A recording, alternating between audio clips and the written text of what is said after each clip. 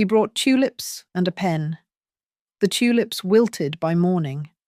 The pen did the damage that night. I signed nothing. Yet a signature in my name began moving money I hadn't spent and promises I hadn't made. When I traced the first withdrawal, it led to my son's new mailbox and the notary who swore she'd never met me. My name is Eleanor Pike. I am 62 years old, and for 34 of those years, I managed the office at Alder and Loom Compliance Group. I kept the schedules tight and the ledgers clean. It is a skill set that does not just disappear when you retire or when your husband passes. I live alone now, in our house in Ashford, Ohio, and I still keep things in order. Order is predictable. Order is safe. Which is why Daniel's visit felt so strange. He showed up last Tuesday, not for his usual hurried weekend lunch, but in the late afternoon, carrying that bouquet of tulips. He is 35, my son. But some days he feels like a stranger. This time, he was all smiles and concern, the way he gets when he wants something I have not yet identified. Just wanted to talk. Mum, he said, setting the flowers on the counter. He fussed with the vase, wiping a spot of water I could not see. Daniel does not fuss. He asked about my blood pressure. He asked if I was sleeping well. He leaned against the counter, adopting a serious, almost rehearsed tone. I have just been thinking a lot about responsible planning. You know, I knew responsible planning was not his phrase. It sounded borrowed, stiff. What kind of planning? Daniel. Just things. Bills. Making sure everything is streamlined. He waved his hand vaguely, a gesture meant to encompass the whole house. You know, in case of an emergency, just making it easier for me to help. He framed it as a kindness, a son taking care of his widowed mother. But I managed Alder and Loom's compliance division. I know the sound of a script. I recognized the hollow echo of a dozen estate planning blogs, the kind that use words like streamline and legacy. These were not the words of my boy. They were the words of a seminar. He did not push. That was also new. He just smiled, kissed my cheek, and placed a sleek, black leather folder on the hall table. Just some ideas. Look at it later. No rush. He left, and the house settled back into silence, broken only by the hum of the refrigerator. The tulips already looked tired, their heads bowing. That night, long after the news ended, I picked up the folder. It was heavy, not just with paper, but with intent. Before I even opened it, I noticed the smell. It was faint, sharp, and chemical. It was not the smell of old leather. It was the smell of fresh toner, of forms printed just hours ago. I had not thought much of it when Mrs. Gable, next door, mentioned it yesterday. Saw Daniel midweek. Eleanor. She had called over the fence while weeding. He was in a hurry. Just stopped by to measure your mailbox. Odd. Is not it measuring a mailbox? At the time, I assumed he was planning a package, maybe an early Christmas gift. Now, holding the folder, the memory felt sharp. You do not measure a mailbox for a gift. You measure it for clearance. You measure it to see what fits. I did not open the folder. Not yet. I walked it into the dining room and opened the old pie safe, the one my grandmother used. The tin panels are punched with small, decorative holes.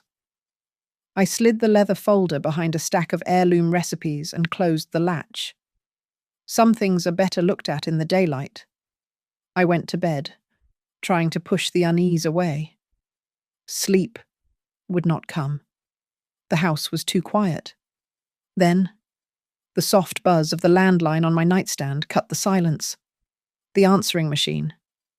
I glanced at the clock, 1:13 akum. Shim? I waited. No message. Just the soft click of a hang-up. A wrong number.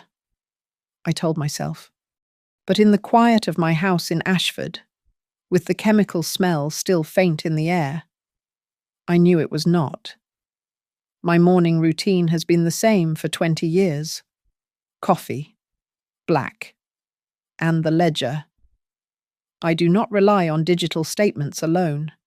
I maintain a hard copy ledger of every bill, every payment, every cent of interest earned. It is a habit from my time at Alder and Loom. You do not manage compliance by trusting the summary. You verify the line items. I sat at my kitchen desk, the buzz of the 1:13 amias hang up, still vibrating in my memory. I cross-referenced the automated payments for the first of the month, the mortgage, the utilities, the insurance. Everything matched. No anomalies. Not yet. The order was still intact, but the feeling of unease remained. After the coffee, I retrieved the sleek leather folder from the pie safe. The chemical smell of new toner was sharp in the enclosed space. I brought it to the dining room table, the one my husband, Frank, and I always used for taxes. I opened it. It was exactly as I had feared.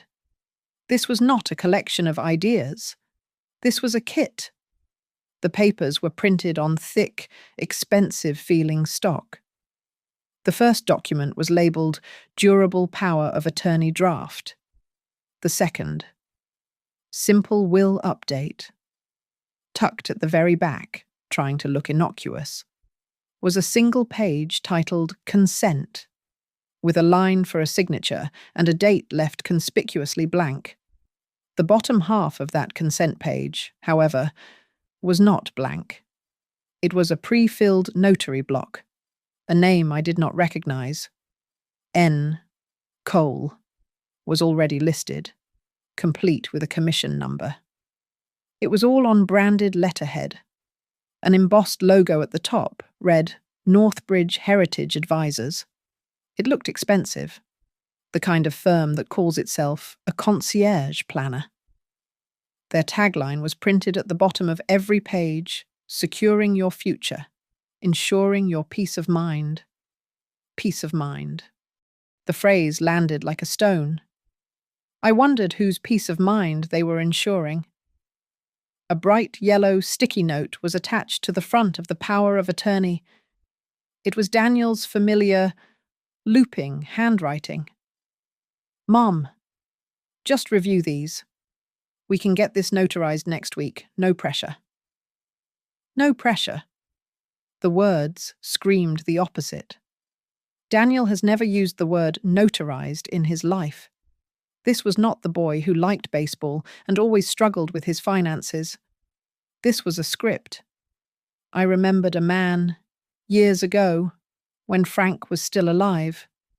A similar slick presentation at this very kitchen table, talking about asset protection and streamlining. Frank had listened politely for 10 minutes, then stood up and showed the man the door.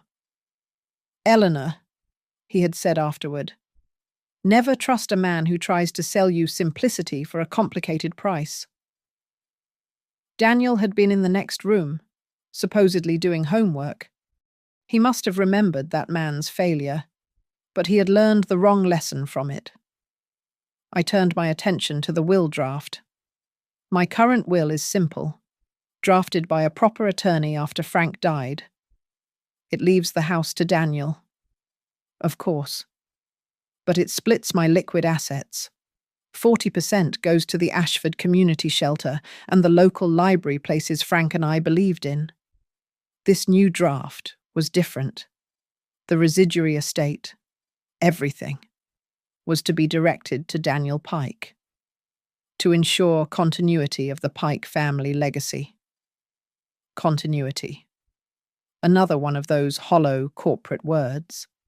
The bequests to the shelter and the library were still there, but they had been reduced to honorary donations of $500 each, a footnote, an insult.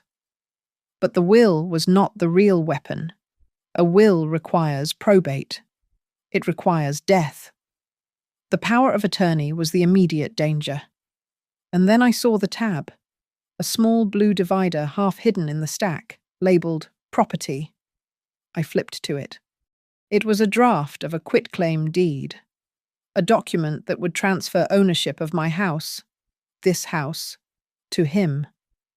The description below it read, "To facilitate probate efficiency and avoid unnecessary tax burdens."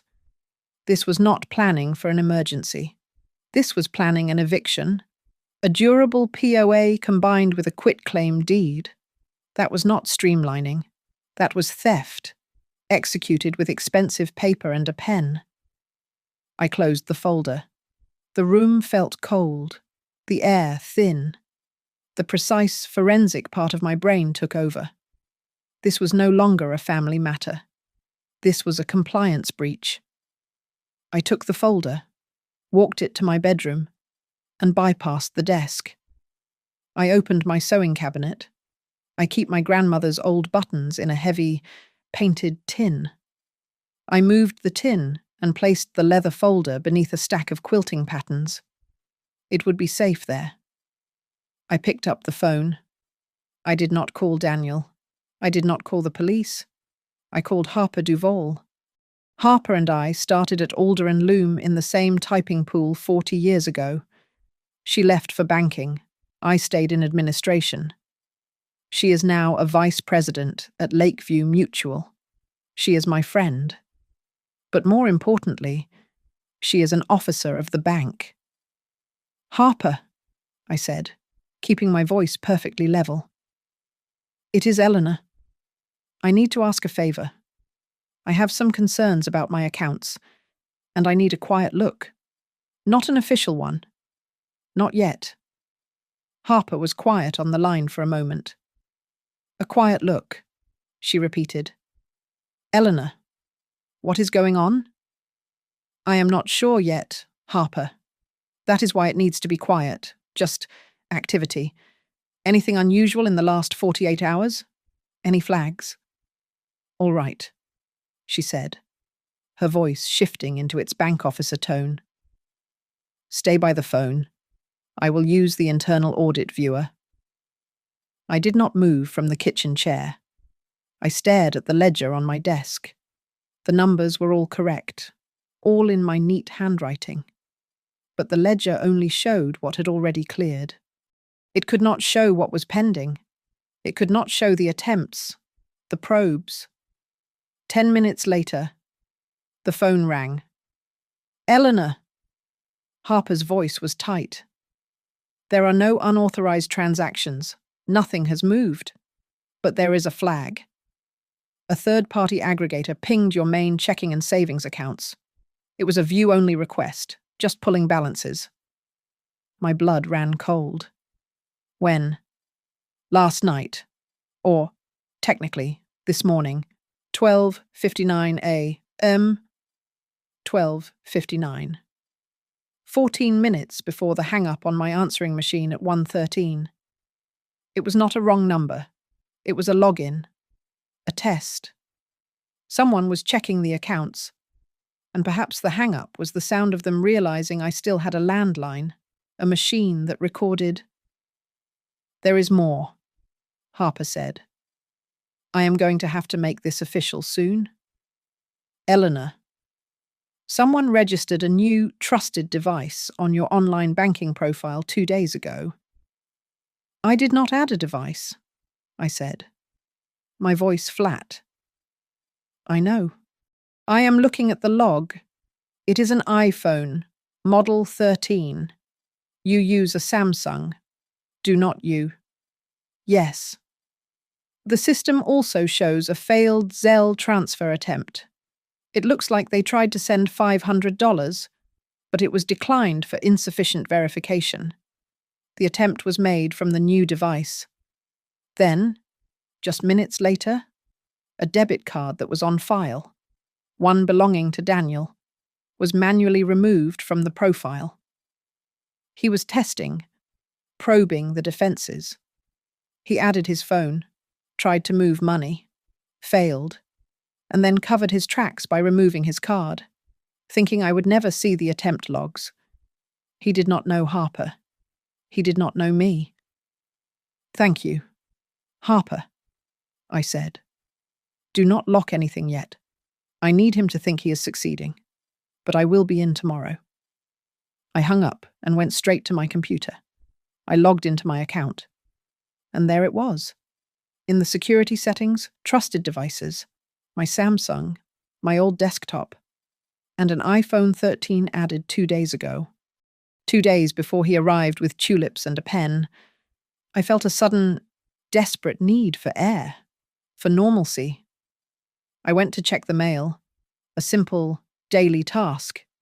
It was mostly junk, but one item stuck out. A small, pale green slip. A certified mail notice. My breath caught. The sender Northbridge Heritage Advisors. I looked closer. It was not a delivery. It was a notice of attempted delivery.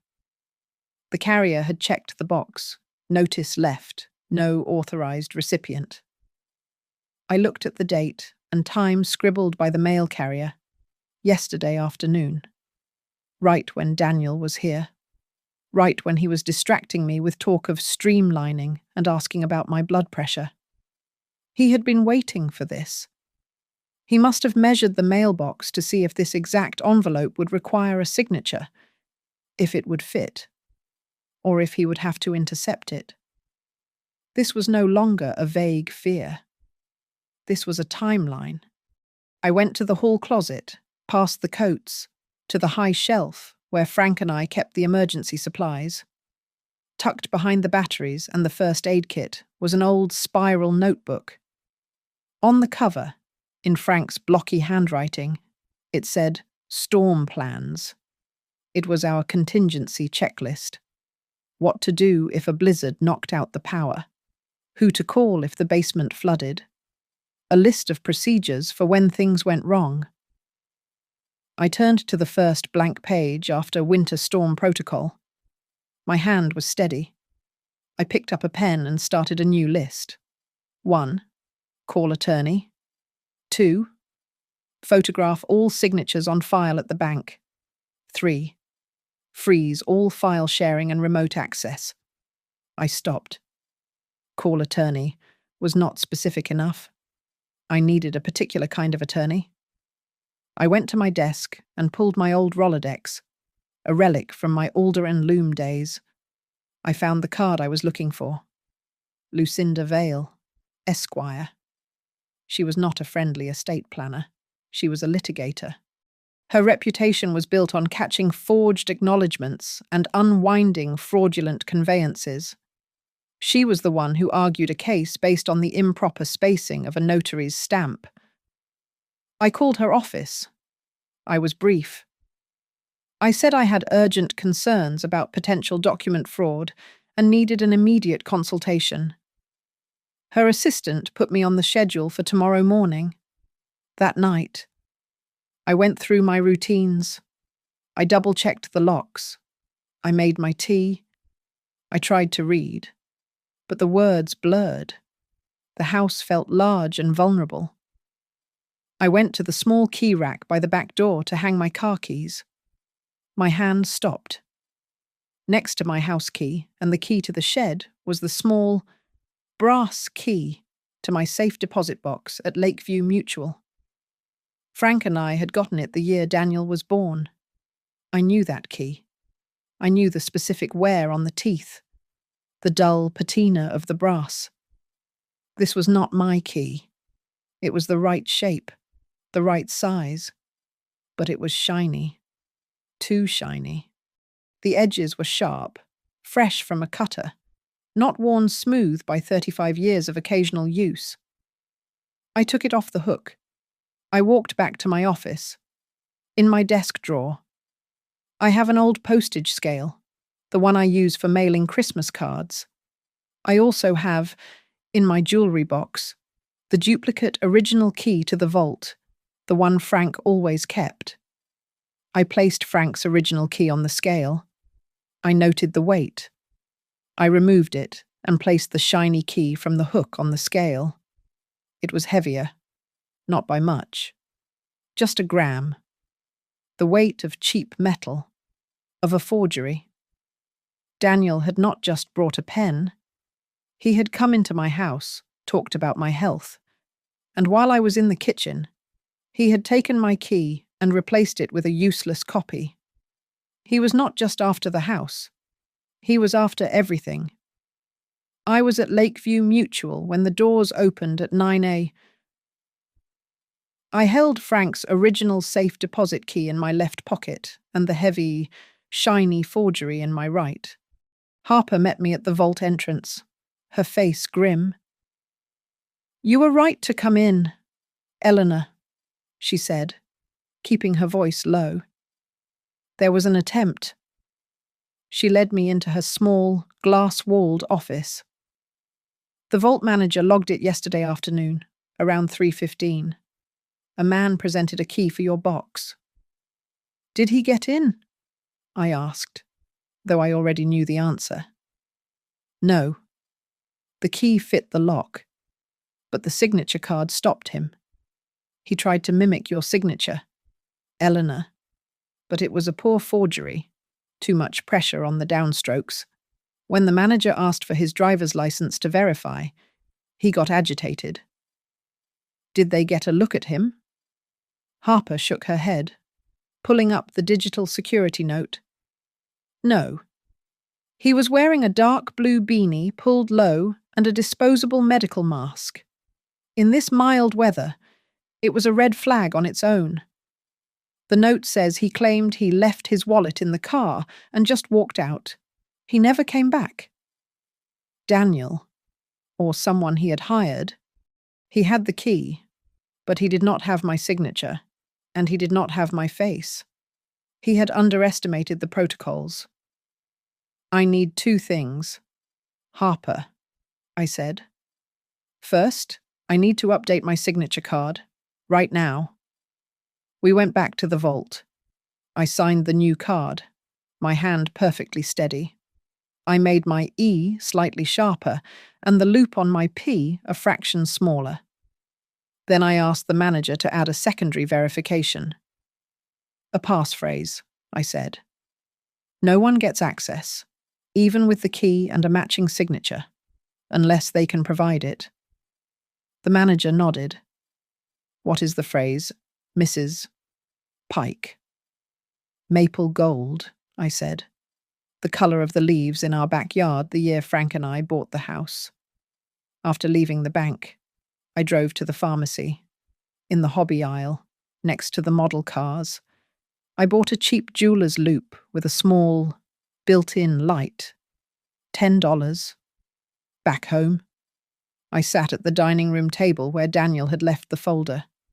I clicked on the loupe's tiny light. I examined Frank's key first. The brass was worn, the micro-scratches running parallel from decades of use. The edges of the teeth were soft, almost rounded. Then I examined the forgery, under magnification. It was brutal. The cuts were sharp, angled, and layered over each other. The metal was pitted, not smooth.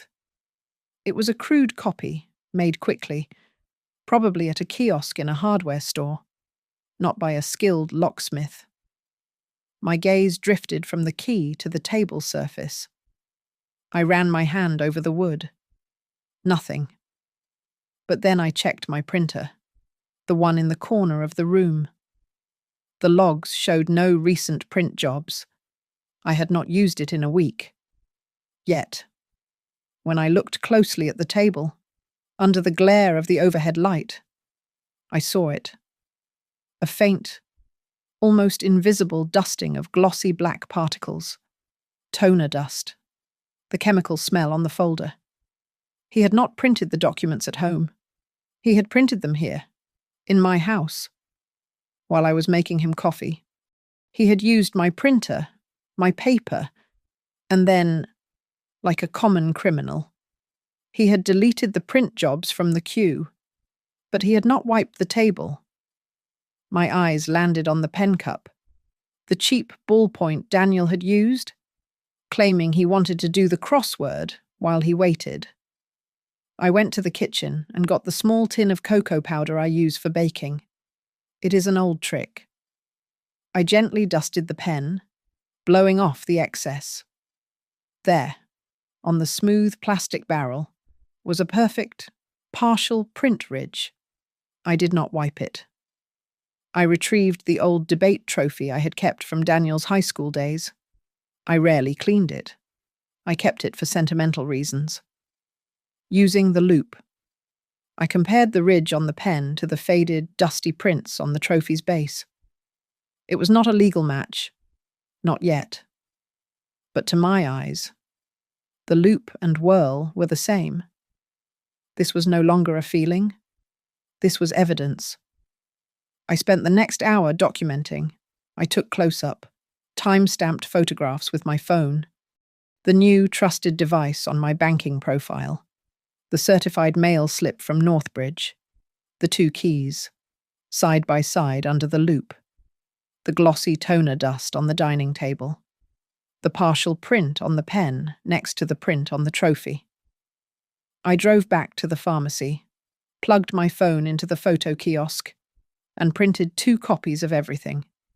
At the post office, I bought a large manila envelope and a certified mail slip.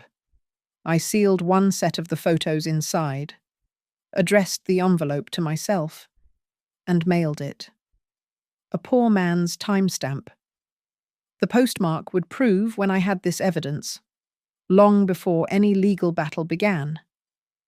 I tucked the postal receipt into my wallet, right next to my appointment card for Lucinda Vale. Esque. The second set of photos went into my briefcase. I was ready. I do not go out for brunch often. Frank and I were breakfast-at-home people. But Juniper and Maine, all bright woods and loud conversation, was Daniel and Shayla's territory. I invited them, insisted on paying. I needed them comfortable, relaxed, and on their home turf before I changed the game. They arrived looking polished and united. Daniel in a pressed linen shirt, Shayla, his wife, looking every bit the brand strategist her email signature claimed. She worked for a fictional-sounding firm called Vervaline Studio. She always looked like she had just stepped out of a catalogue, and she spoke in a language I found exhausting, all narratives and brand alignment. "Eleanor, so good to see you," Shayla said, air-kissing the space near my cheek. "You both look wonderful," I said, smiling warmly. I was, for this hour, the loving mother and accommodating mother-in-law. "Shayla, Daniel mentioned you were doing some upgrades on the condo. How is that coming along?" Shayla lit up. She launched into a detailed description of imported Italian countertops and a smart home system that curated the ambient lighting. I listened, nodded, and pictured the invoices, the debt. I understood the pressure Daniel was under. I understood the motive. Daniel let her speak for several minutes before he placed his hand over mine on the table. It was a gesture meant to look protective, caring. It felt like a trap closing. "Mom," he said, his voice lowering into that practiced, serious tone. "I am so glad we are doing this. It is important to connect. But I was thinking, we really should finalize that paperwork we talked about, just to get it squared away. You know, before anything happens." Right on cue, Shayla jumped in, her tone light and helpful. "He is just worried. Eleanor, we both are. In this day and age, it is so important to streamline your legacy. It is just about making any future transition clean and simple. Streamline your legacy, the exact phrase from the Northbridge brochure. They had rehearsed this. They had a script. Shayla took a sip of her mimosa. In fact, she added casually, I know a wonderful mobile notary. She is incredibly efficient. Just fantastic. She can swing by your house anytime that works for you. Makes the whole thing painless. Over in 15 minutes. Here it was, the final piece of their plan. The private meeting, the quick signature, the compliant witness. I let my smile remain, but I tilted my head, adopting a look of mild, innocent confusion. A mobile notary. Oh, that is interesting. I looked directly at Shayla, my eyes wide. Is that the same notary who notarized the envelope you left me? It was not a gasp. It was a blink. A tiny, double blink. The micro-expression of a narrative failing. Shayla's smile tightened by a fraction of an inch, but Daniel just looked confused. What envelope, Mom? He asked.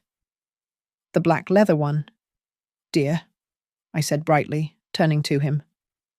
The one you left on the hall table. It had a notary block, all pre-filled on the consent page. A Ms. N. Cole. I just assumed, since Shayla knows a notary, that it might be the same person. What a small world. Shayla recovered instantly, forcing a light laugh. Oh, goodness, no. I have no idea who that is. Just a coincidence. My person is different. But her hand, which had been resting on the table, moved to grip her water glass.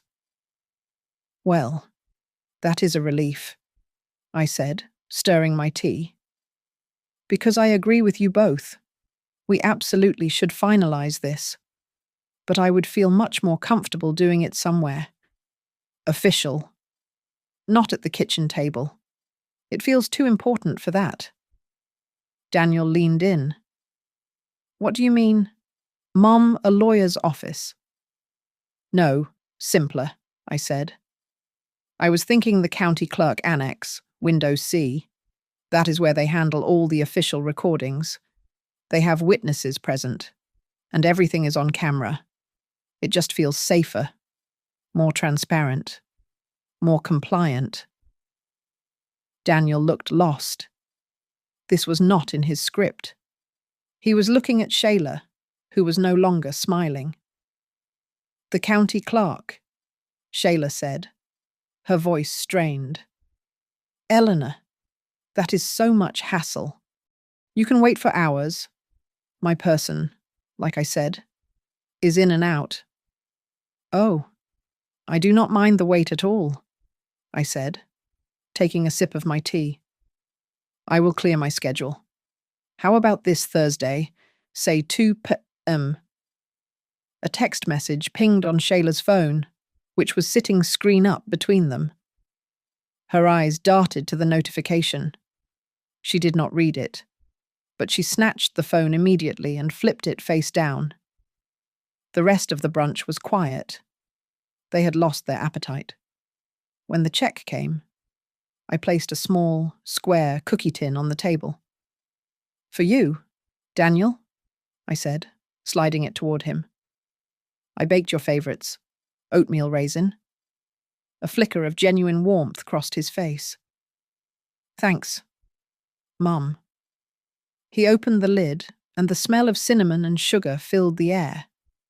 He did not look closely. He did not notice the false bottom, a simple piece of gingham-patterned cardstock I had cut to fit. He did not see the small, white plastic square I had taped beneath it. He just saw the cookies. You eat those, dear? I said, gathering my purse. I will see you both on Thursday. 2 p.m., County Annex, Window C. The cookie tin did not go to the condo. By that evening, the AirTag I had hidden beneath the gingham paper began to ping from a fixed location. It was not a residential address. It was a commercial building downtown, one I had passed 100 times. I pulled up the location on my computer, a UPS store. The letterhead from Northbridge Heritage Advisors had listed their address as Suite 420. The AirTag pinpointed the exact location of that suite. It was a wall of mailboxes, a 5 by 7-inch slot. Northbridge Heritage Advisors was not a firm, it was a rental box. The next morning, I met Harper before the bank opened.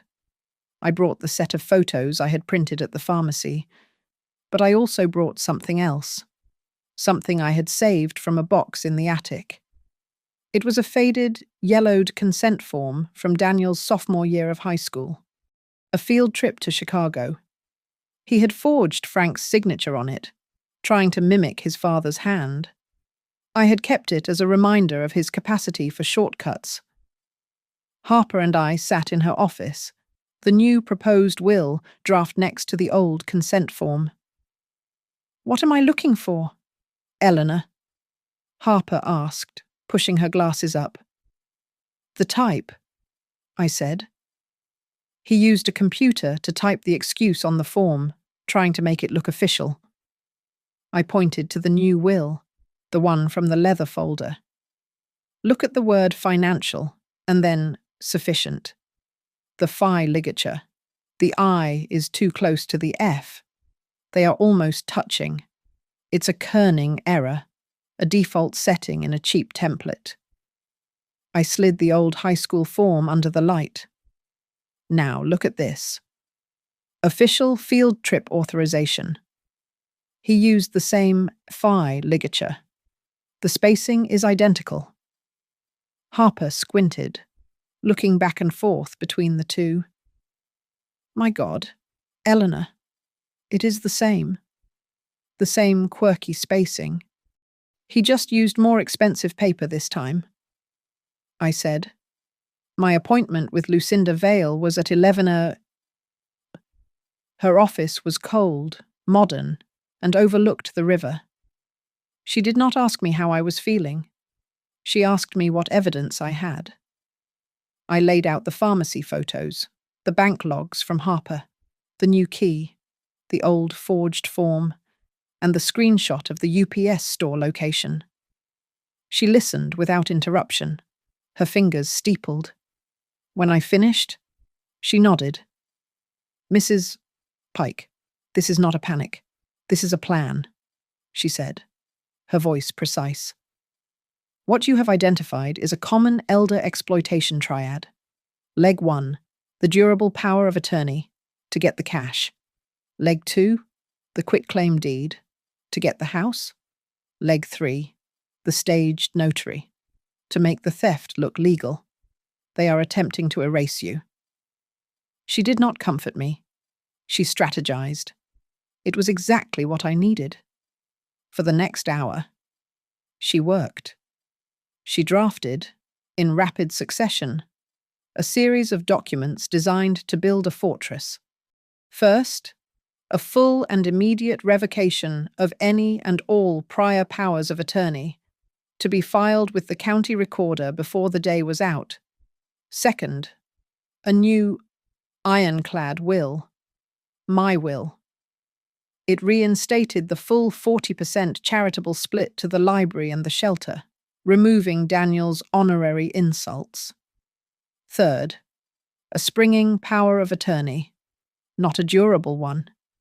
It would only grant authority if 2 independent physicians certified, in writing, that I was incapacitated. Fourth, a transfer on death deed for the house, naming a trust as the beneficiary. This document, filed with the recorder, would supersede any fraudulent quitclaim deed he tried to file later. "These documents are the defense," Lucinda said, stacking them neatly. "Now, we prepare the offense." She drafted a formal notice of fraud risk. We sent 1 copy to Harper at Lakeview Mutual, 1 to the county recorder's office to be attached to my property's file, and a 3rd to all 3 major credit bureaus. "Now, the meeting," Lucinda said. "Thursday, 2 p.m. at the annex?" I told them window C, I said. "Perfect. They are expecting a frail, confused woman they can rush. They will not get one. Lucinda's plan was meticulous. She was arranging for a certified court reporter to be present, to create a sworn, admissible transcript of the entire proceeding. She was also hiring an independent videographer. Not the grainy county security camera, she explained. A professional, focused on the table, capturing every signature and every word. We are creating a record they cannot deny. She handed me a single typed page. My statement. They will interrupt you, she warned. Shayla will try to charm you. Daniel will try to guilt you. You will ignore them. And you will read this. Your voice must be steady. That night, alone in my quiet house, I stood in front of the bedroom mirror. I held the page. I read the words until they were no longer a script, but my own. I am Eleanor Pike. I am of sound mind. I sign of my own free will. I reject any prior document presented without me present. I practiced until the paper stopped shaking in my hand. I practiced until my voice was as flat and as hard as the law. The text from Daniel arrived on Wednesday evening, just as Lucinda had predicted. It read, Mom. I was thinking, this annex thing is a hassle. Can we just use my notary? She's faster and can meet us right at the annex. Save us the trouble. He was trying to swap out the public infrastructure for his private accomplice. He was trying to regain control of the witness. I typed my reply, keeping my tone light and accommodating. Of course. Daniel? Whatever is easiest for you. I am happy she can join us. Meet me at the county annex. Thursday at 2 p.m. We will just use window C as planned. I hit send. He had agreed to the location. He did not realize the location was the trap. On Thursday, I arrived at 1:45 p.m. The annex is a sterile, joyless place, smelling of old linoleum and bureaucratic fatigue. But today, it felt like my territory. I was not alone. Lucinda Vale was already there, her leather briefcase resting on the counter. Harper Duval stood near the records window, present as my witness and as an officer of Lakeview Mutual. With them stood a quiet man named Thomas Reed, who was adjusting a professional video camera on a heavy tripod in the corner. He was introduced to the clerk as a colleague of Ms. Vale's, present for quality assurance. As Lucinda had arranged with the clerk of courts, a freshly laminated sign was taped to the counter at window C. In bold, official letters. It read, Notice. All notarizations audio-video recorded today due to internal training procedures. A small woman with a stenotype machine sat quietly in a chair against the wall, her fingers resting on the keys. This was not the grainy overhead security camera. This was a high-definition, admissible, sworn record. At 2:03, Daniel and Shayla walked in. They looked annoyed, as if I had inconvenienced them, and with them was a woman in a sharp blazer, carrying a heavy leather satchel. She looked impatient. Mom, what is all this? Daniel asked, gesturing to the camera and Lucinda. I thought this was just a simple signing. I just want to be thorough, dear, I said, smiling at him, but my attention was on the woman. This is Ms. Cole, Daniel said. The notary I mentioned. She can handle this so we can get out of here. Ms. N. Cole. The same name from the pre-filled block in the leather folder. The name on the consent page. She had walked right into a room with a camera, a court reporter, and an attorney. Lucinda Vale stepped forward, extending a hand. Ms. Cole. A pleasure. Lucinda Vale, counsel for Mrs. Pike. Ms. Cole shook her hand, her eyes darting nervously between the camera and the steno machine. "This is a lot of fuss for a simple POA," she said. "We believe in thoroughness," Lucinda said, her voice smooth as silk. "And since you are here to perform a notarial act for Mrs. Pike, I trust you have your official journal with you per state law. We just need to review any prior entries you may have involving Mrs. Pike, just to ensure the chain of documentation is clean before we proceed today." This was the moment. Ms. Cole's professional smile vanished. "My journal," she stammered. I do not have any prior entries for Mrs. Pike. This is the first time I have met her." "Are you certain?" Lucinda pressed gently. "Because we have documentation that suggests otherwise." "This is ridiculous," Daniel interjected, his voice rising. "Mom, what is she doing? You cannot demand to see her private logbook. We are here to sign the new papers. That is all." Miss Cole clutched her satchel. "He is right. That journal is my private property. Actually," the county clerk said, stepping forward from behind window C, her voice booming in the tiled room, "it is not." The clerk was a large woman I did not know, but she spoke with absolute authority. "The journal of a commissioned notary public is a public record, property of the state, and it is subject to inspection upon reasonable request. Ms. Vale's request is reasonable. You will present the journal." Ms. Cole looked at Daniel, her eyes wide with panic. He looked just as lost. She had two choices: refuse and face an immediate complaint to the Secretary of State, or produce the journal and pray we were bluffing.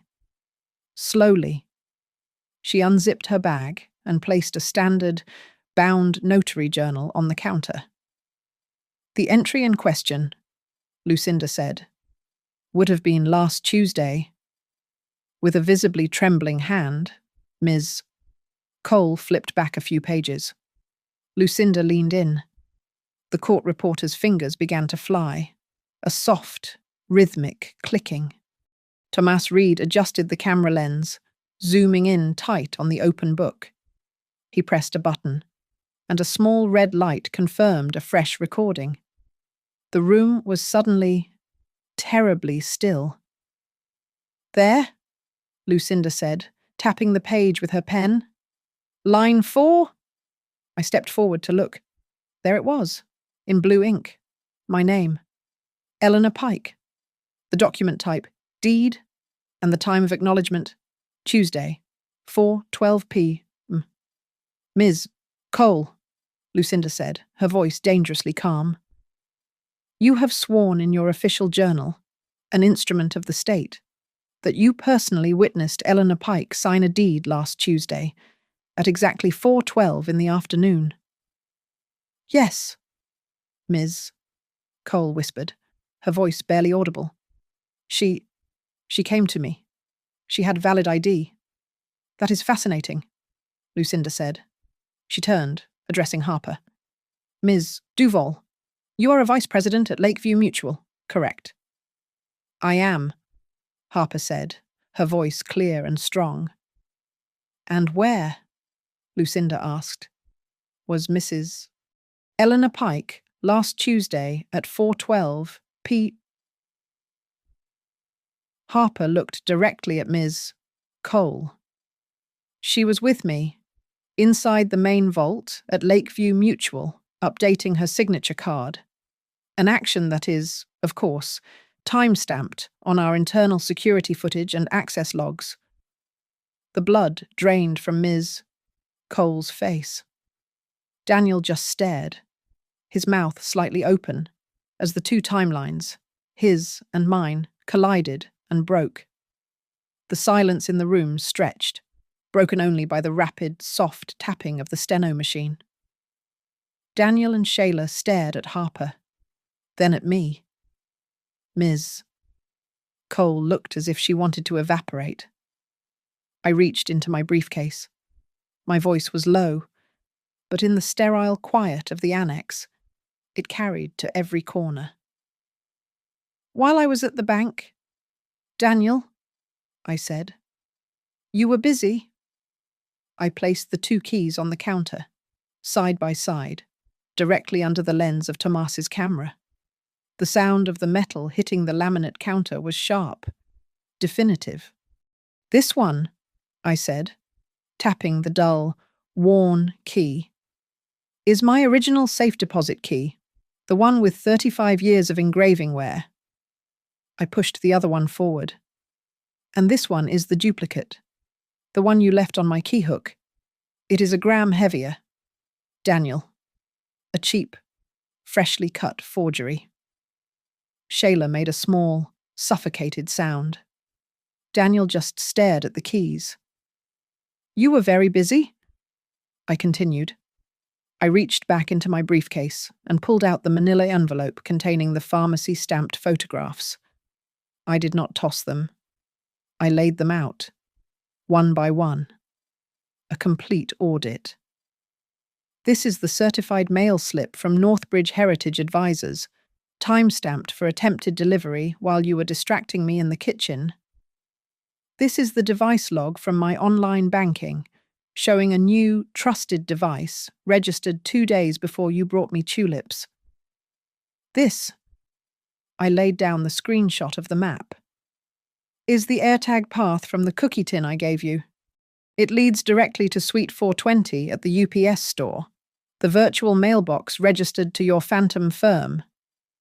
And this, I placed the final photo down, is the kerning, the FI ligature from the fraudulent will you left me, compared to the FI ligature on a field trip form you forged in high school, the same lazy shortcut. Daniel? You just used more expensive paper this time. Lucinda Vale stepped forward, assuming a formal posture. Ms. Duval, you have confirmed the bank logs and the unauthorized access attempts. The logs are confirmed, Harper said clearly, as is the failed vault access attempt yesterday at 3:15 p.m. by a disguised individual who could not match the signature card. Lucinda looked at the clerk. And, Madam Clerk, you confirm Mrs. Pike is on your official annex video recording from last Tuesday at 4:12 p. The clerk, who had been watching her own monitor, nodded. She is. She was right here at window C, filing a full revocation of any prior powers of attorney. Lucinda turned back to the notary. Which means, Ms. Cole, you have committed perjury in a public journal. A felony. You have acknowledged a forged signature on a fraudulent conveyance. A felony. The penalties for which include permanent loss of your commission and, of course, incarceration. I looked at my son. His face was the color of ash. The arrogance was gone, replaced by the hollow-eyed panic of being caught. I was not angry. I was exact.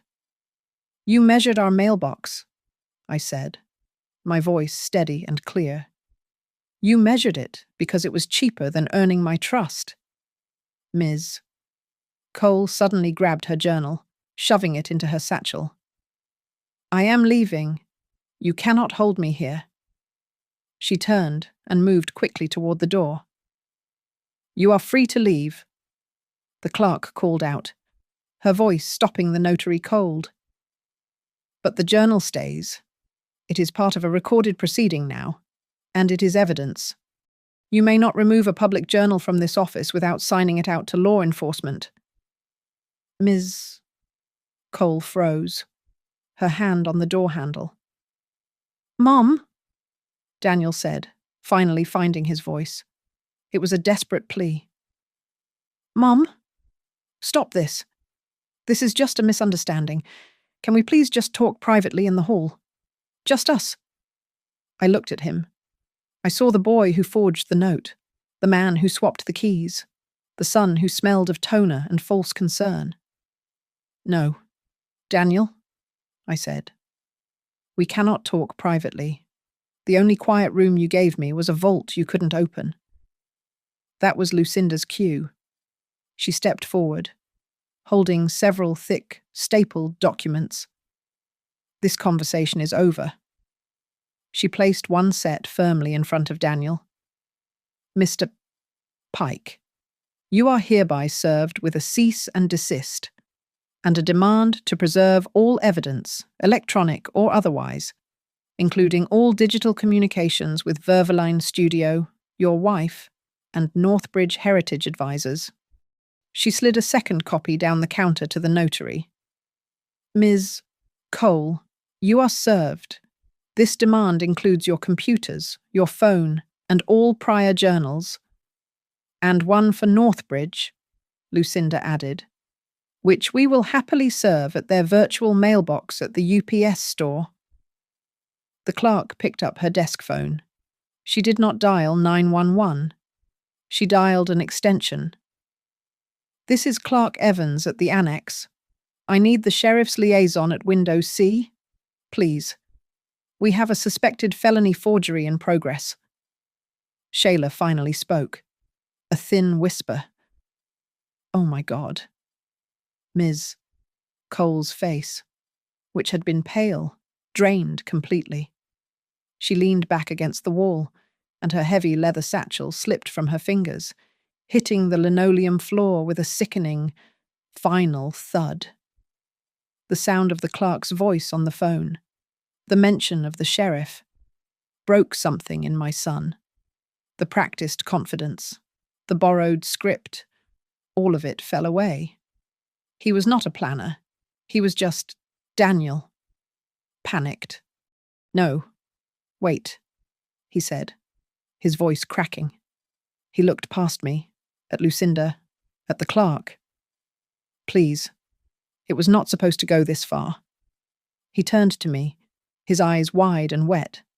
This was not a performance. This was the real, terrified core of him. We are underwater on the condo, Mum. The adjustable rate. It just reset. We are drowning. And Shayla, her contracts. The big one she was counting on. It fell through. All her contracts fell through. I panicked. I panicked. The confession hung in the air, raw and pathetic. It was the truth. It was the truth he could have told me over coffee, without a pen, without a plan. I would have helped you, Daniel, I said, and my voice was quiet, but it cut through his desperation. I would have helped you with the condo. I would have listened. If you had asked. I would have helped if you hadn't tried to take. Shayla, who had been staring at the floor, finally looked up. She was cornered. It was just a template pack, she whispered, the words tumbling out. I found it online, a kit for delicate family transitions. It said it was standard. I just called the consultant at the Northbridge number. He said he handles everything, that he just makes the transitions smooth. Lucinda Vale stepped forward, her face devoid of sympathy. She addressed all of us, but her words were aimed at Daniel and Shayla. What you call a transition, Lucinda said. The state calls attempted deed fraud. The bank fraud alerts are now live on Mrs. Pike's accounts. Ms. Cole. You can expect a full review of your commission by the Secretary of State by tomorrow, followed by a criminal referral. Mr. Pike. You and your wife can expect contact from investigators regarding conspiracy to commit fraud. The legal terms, cold and precise, landed on them. But my business was not with the law. It was with my son. I turned to Daniel. The camera was still recording. The court reporter's fingers were still moving. You kept saying you wanted to talk, I said, holding his gaze. That first day, with the tulips, you just wanted to talk? Here I am. Daniel, we are talking. So tell me the part I am missing. Tell me the part where a son sleeps at night while his mother's name is being emptied, one forged line at a time. He flinched, as if I had struck him. I did not think it would. I thought a soft nudge would be enough, he stammered, looking for an excuse that made sense. I thought you would just sign it. Everyone does it. Mom, it is just paperwork. Everyone does it. The words were so small, so weak. Everyone does not erase their mother, Daniel. Everyone does not swap the keys to her history. Everyone does not print a new will on her own printer. I let the silence sit. I let him see the chasm he had opened. He had gambled that I was old, that I was tired, that I was grieving and compliant. He had confused politeness for weakness. He had forgotten who I was. I set my final boundary. My voice was not raised. It was finished. You will not touch my papers. You will not touch my house.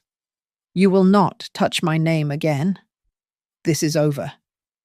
The clerk at window C finished printing a document. She stamped it, signed it, and slid the copy across the counter. Not to me, to Daniel. Mr. Pike, the clerk said, her voice official and indifferent. You are served. This is your copy of the demand to preserve evidence. He did not take it. He just stared at the paper. He finally saw the door he had closed, the one that had locked from the inside. The clerk led us from the public counter into the annex's larger conference room.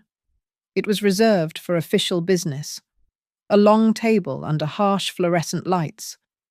Tomas Reed, the videographer, set his camera up again at the head of the table. The court reporter positioned herself at the corner. Lucinda Vale did not sit. She stood and placed her briefcase on the table, clicking the latches.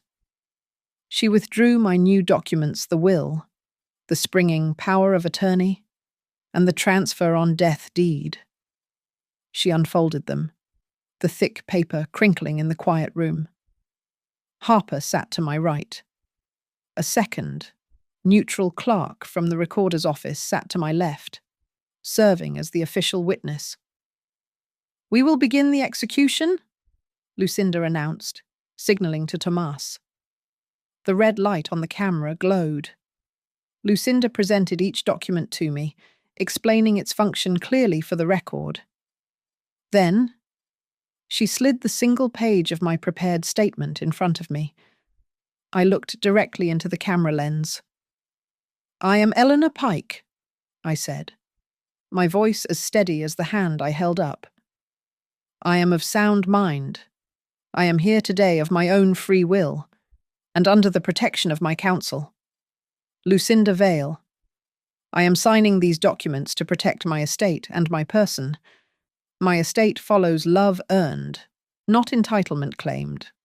Any contrary document, any signature purported to be mine that was not made in this room, on this day, before these witnesses, is void. I took the pen Lucinda offered. I signed the new will. I signed the new POA. I signed the deed. Harper signed as my witness. The clerk signed as the second witness. The clerk then took the new deed to the e-record terminal in the corner. We all watched. She typed. She clicked. And then the sound of a high-speed printer broke the silence. She pulled the sheet. Receipt confirmed, she said. The new transfer on death deed and the notice of fraud risk are now officially indexed against the property, as of this minute. Harper checked her own phone. And the bank's fraud department has acknowledged receipt of the notice. Mrs. Pike's accounts are secured? As if summoned by the finality of the act, the door opened. A uniformed sheriff's liaison stepped in, looking first at the clerk, then at our group.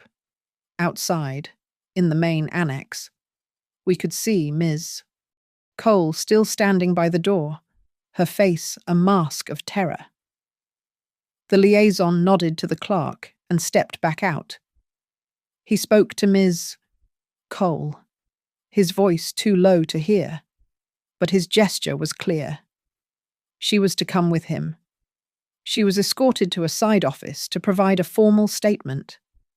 The liaison then approached Daniel and Shayla, who were still standing numbly by the counter. He spoke to them briefly. I could not hear the words, but I knew the script. They were not being arrested. Not today. They were simply advised to await contact from investigators.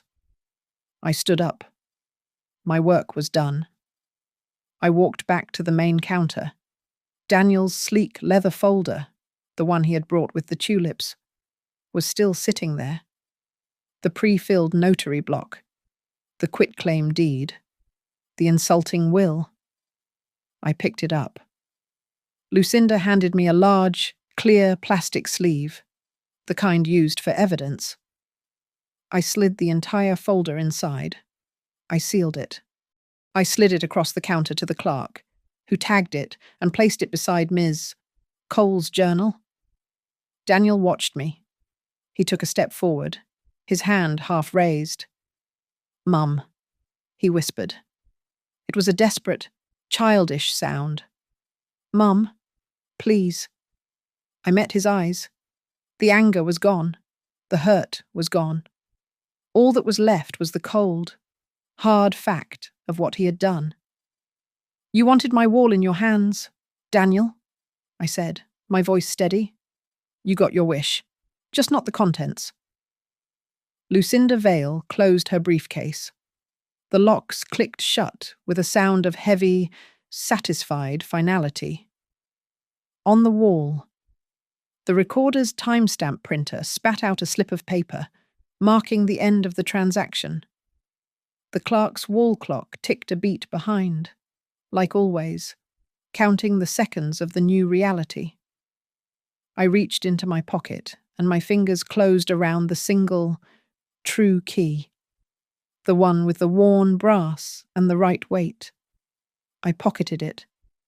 Lucinda held the door for me, and I walked out of the annex. Behind me, the heavy door shut with a soft, final click, the kind of lock that answers more loudly than words. Thank you so much for listening to this story. Please comment and let us all know where you are listening from, and share your thoughts. We would love for you to subscribe to Grandma's Family Diary, like this video, and give us your support by hitting the like button so this story can be heard by many more.